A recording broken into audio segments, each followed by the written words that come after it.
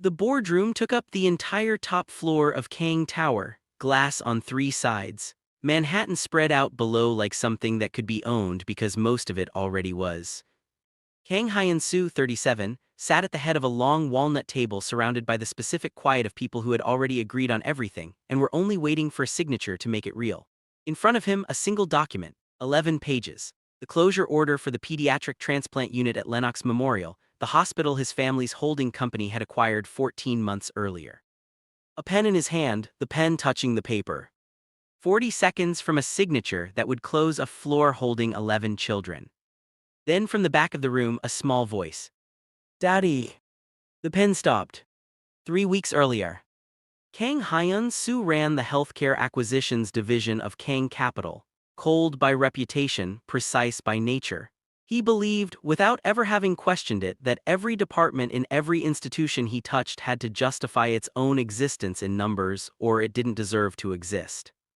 He was 37. He had an apartment that had once been photographed for a design magazine under the headline "Minimalism as Discipline." Nobody had ever pointed out the second headline that apartment deserved. Zara Bennett was 31, a pediatric cardiac nurse at Lenox Memorial for 6 years, the nurse other nurses requested for the hardest cases because she could make a frightened 7-year-old laugh in the same breath she explained a chest tube. She kept a folder in her kitchen drawer labeled bills, and her daughter never saw inside it. Her daughter's name was Haven. Born with a congenital heart defect nobody caught until she was 4 days old and turning a color no newborn should turn. 5 years old now, more of her life spent inside Lenox Memorial than most adults spend inside their childhood homes. 8 months on the transplant list. She drew constantly, and she had a habit, unsettling to some, disarming to others, of looking straight at a person and saying the true thing she saw whether or not anyone had asked to hear it. The hospital's family daycare closed for asbestos remediation the same week Zara's sitter fell through. Administration allowed Haven to sit at the nurse's station during shifts, sketchbook on her lap, a rule about staying seated nobody actually enforced. Hyun-soo toured the 11th floor unannounced, the way he inspected every property looking for numbers that didn't reconcile. He found a small girl drawing the ceiling tiles with a precision that made no sense for her age. She looked up before he said a word. "You look lonely." He kept walking. He told himself 3 times before lunch it wasn't worth answering. He thought about it a 4th time in a meeting about supply chain contracts and lost the thread of what the vendor was saying mid-sentence for the first time in his career. Day 1, a drawing on his desk. No note. The hospital in crayon, every window lit gold, a wide yellow smile taped across the entrance. He told his assistant to remove it. By the next morning it had only moved 2 inches, nudged aside for a coffee cup, not thrown away, and some part of him understood exactly what that distinction meant and declined to look at it directly. Day 4, doctors and children in a long chain around the building. At the top, uneven block letters. Nobody gets left behind. He put it in the drawer with the first one. He told himself it was clutter. Day 9, he found her in the family lounge, crayons arranged in a system only she understood. "What are you drawing?" he said. "The waiting room. It needs better chairs. These make Mama's back hurt when she sits with families too long." He'd walked past those chairs 11 times, he'd never once seen them. "I'll look into it," he said, and was startled to find he meant it. Day 12, the third drawing, himself unmistakably, the haircut, the watch beside a hospital bed, a small figure sitting up in it. One word pressed hard enough to nearly tear the page. "Thank you, Daddy." He was still holding it, his hand not quite steady, when his phone rang. Diane Ostrander's name on the screen. He didn't answer it right away. He put the drawing in the drawer. He did not close the drawer all the way. Morning rounds became a fixed point he never scheduled but never missed. Elevator rides that lasted exactly as long as it took her to ask something no adult in 14 months of ownership had thought to ask him directly. "Who makes sure rich people aren't lonely?"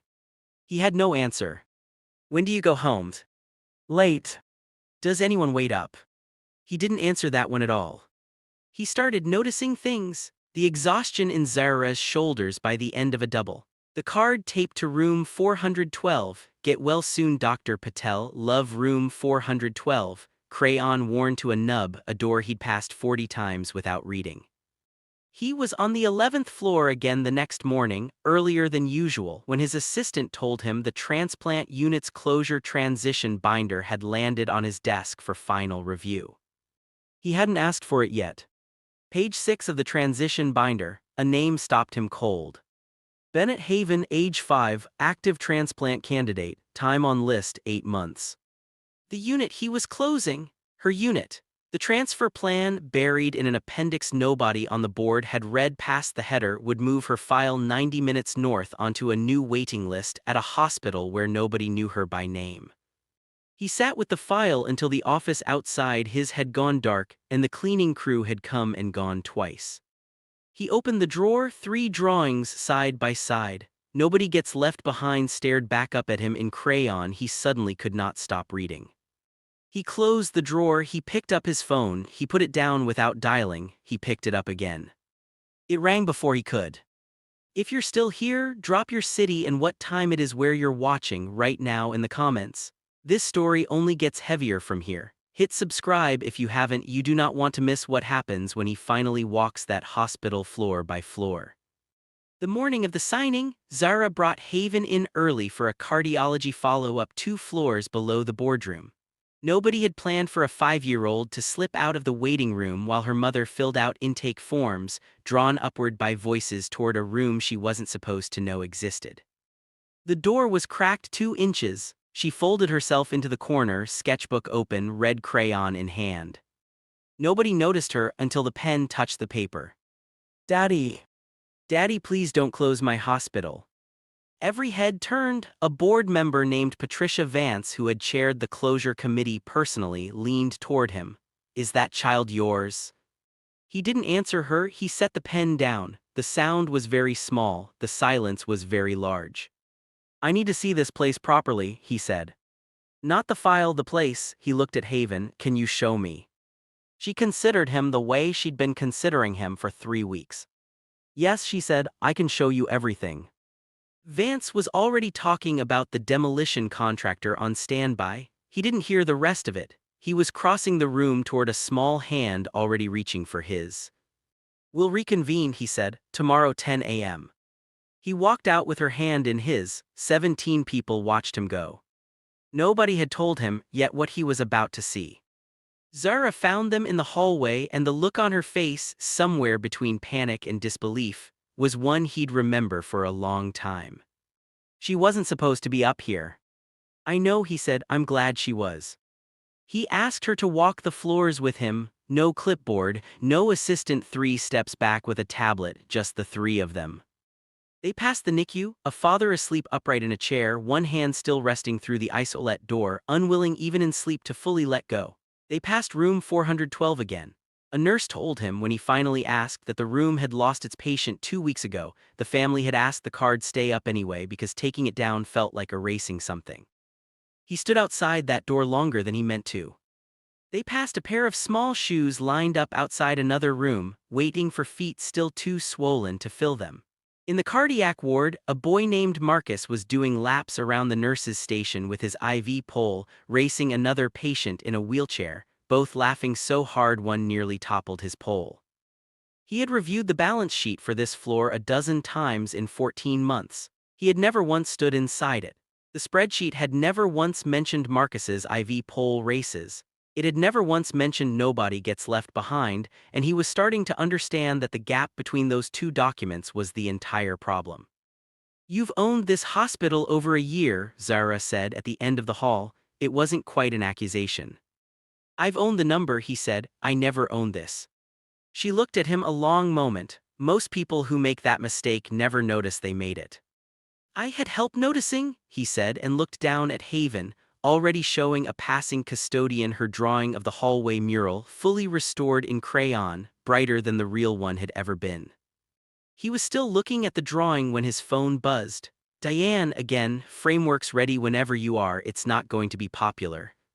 He didn't sleep. Midnight, kitchen island, the closure file on one side, 3 drawings spread on the other. He called Diane Ostrander, who had worked with him 6 years and had never once heard him call at that hour.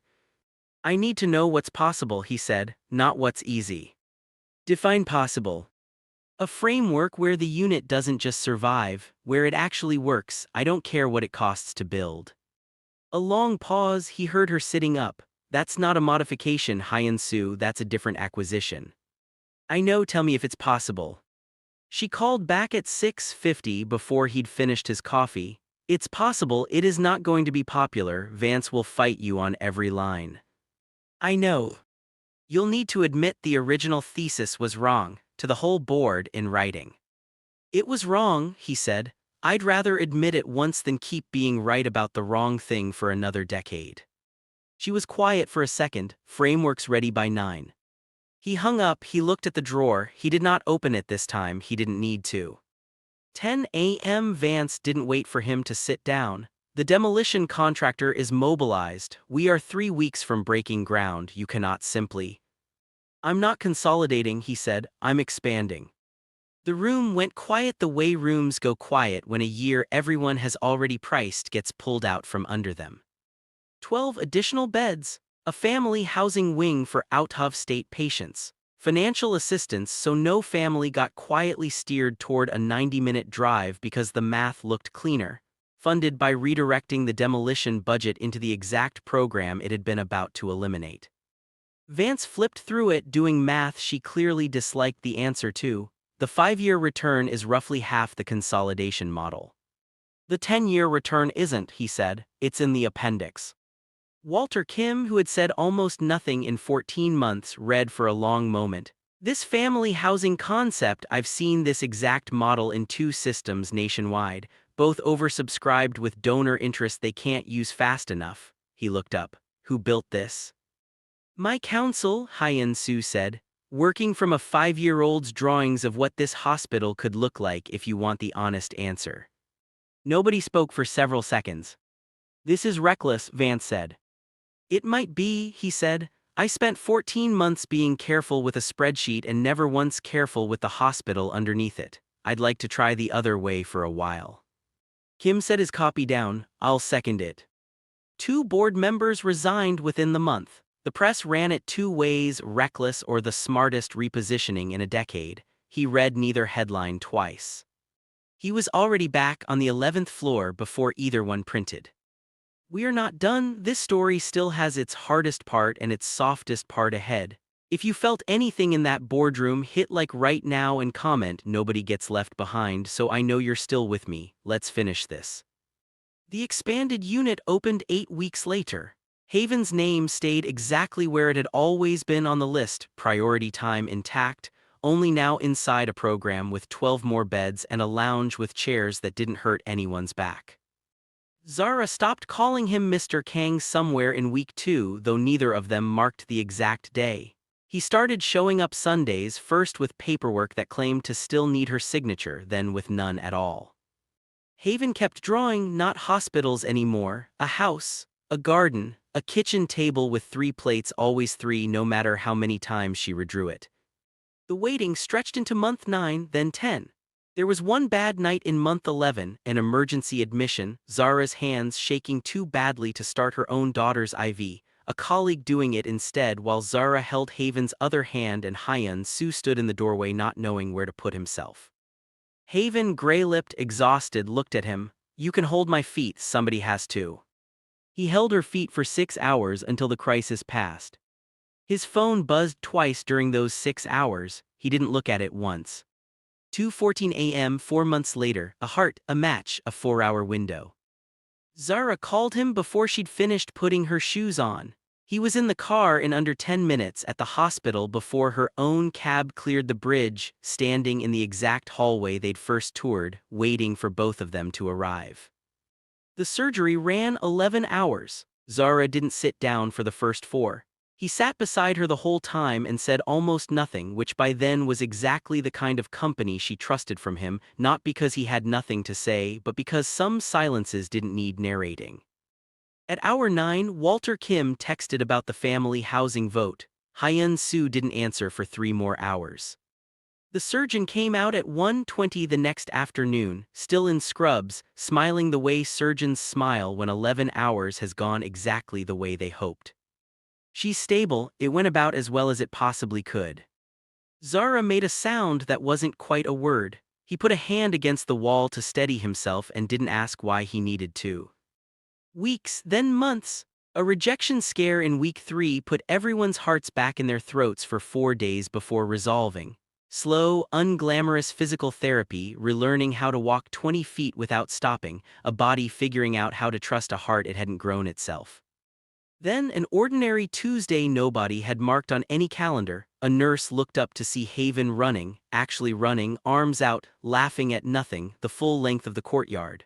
Zara chasing half a step behind not to catch her just because she couldn't stand to watch from any further away.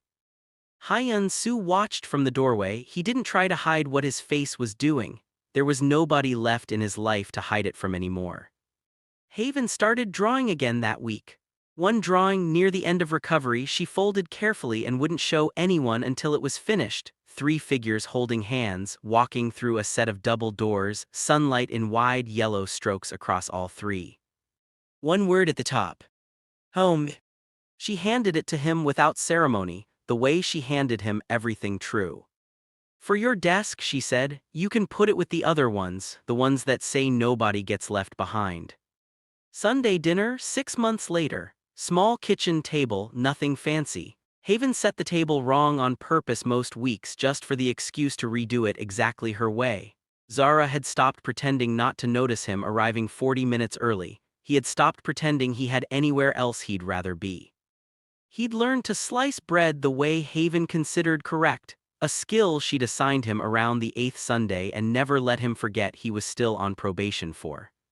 He laughed that evening. Actually laughed, low and unguarded at something small and forgettable, the kind of laugh a person only has in a room where nothing at all is being measured. Haven looked up from her plate like she'd been waiting for exactly that sound her whole life. See, she said, I told you hospitals can heal hearts. He looked at her, he looked at Zara at the stove, pretending not to listen, failing completely. Not just the ones inside our bodies, he said. She went back to her drawing, satisfied, the way she always looked when something she'd known for a long time finally, patiently, caught up with everyone else in the room. Nobody in that kitchen was ever left behind again. If you made it through this entire story, if you held your breath when the pen stopped, if your chest went tight at nobody gets left behind, if you smiled at Marcus racing his IV pole down the hall, this channel was made for exactly you. Subscribe, hit like, drop your city and the time it is where you're watching right now in the comments. And if you know somebody who needs reminding that the smallest voice in the room is usually telling the biggest truth, send them this one. Haven's story deserves to be heard. She's been drawing it the whole time. She was always right.